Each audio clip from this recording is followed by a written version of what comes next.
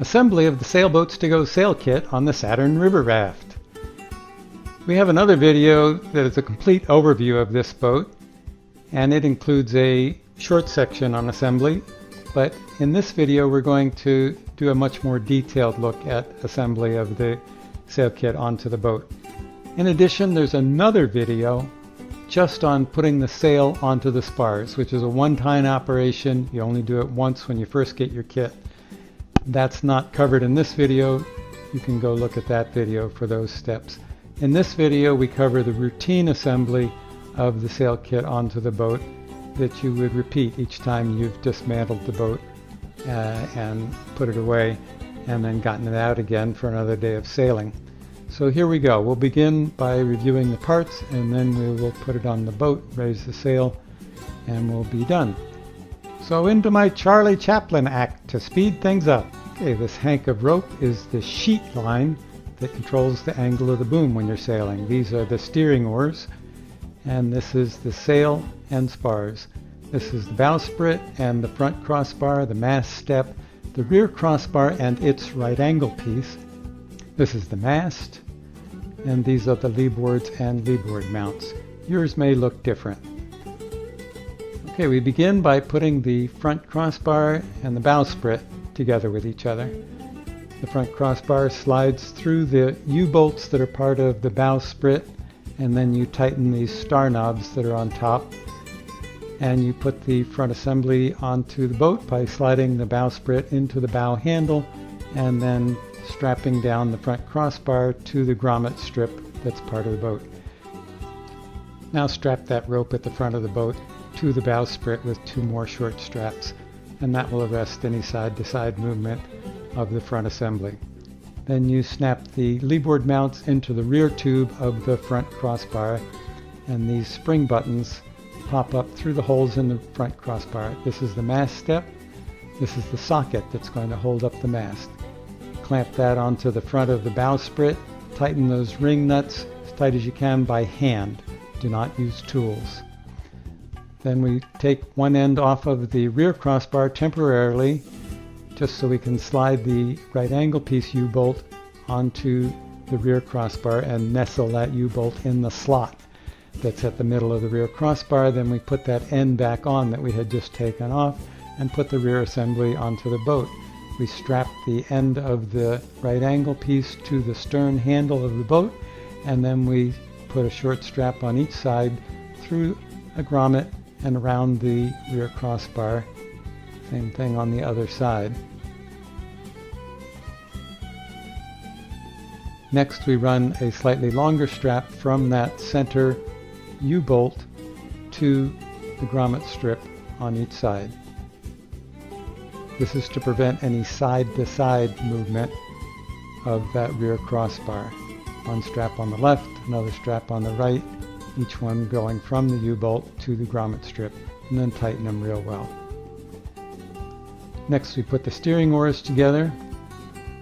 The oar pin is positioned on the handle section of the steering oar, about a foot up from the joint.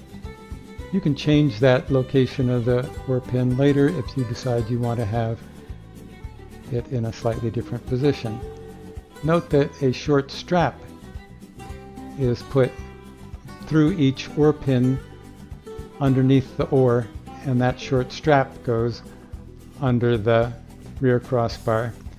I'm using my foot to illustrate that the oar pin is positioned a foot up from the joint.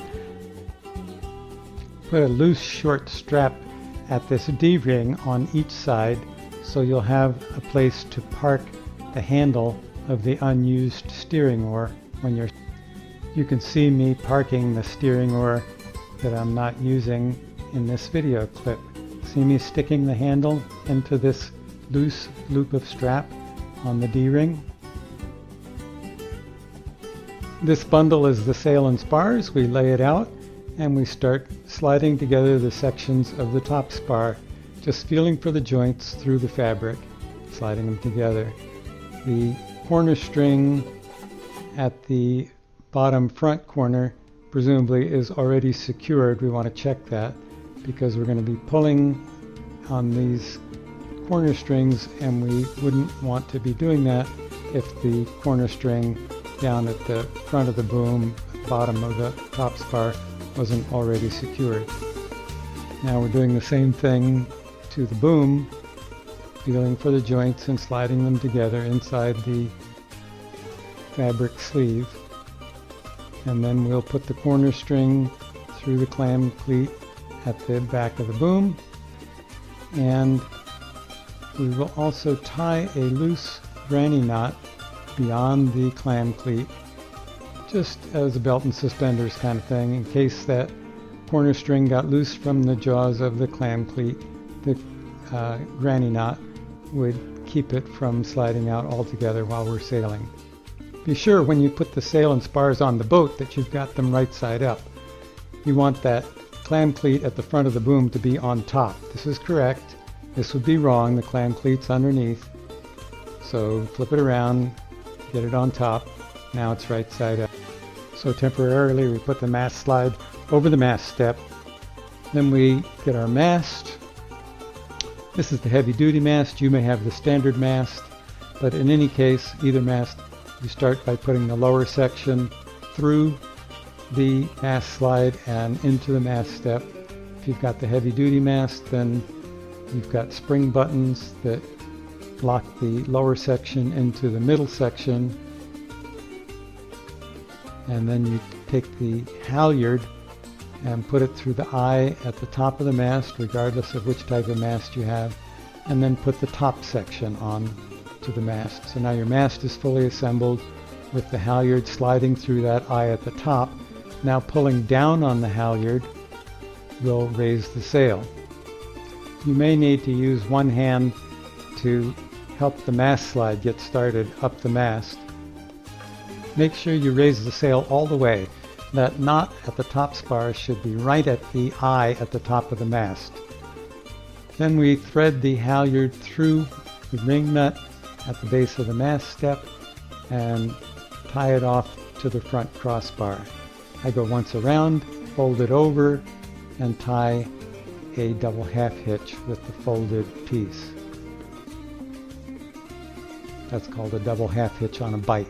That business of folding it over is called taking a bite. And here we just see the same thing happening from a distance. Now we're securing the downhaul to the other ring nut at the base of the mast step with that clip.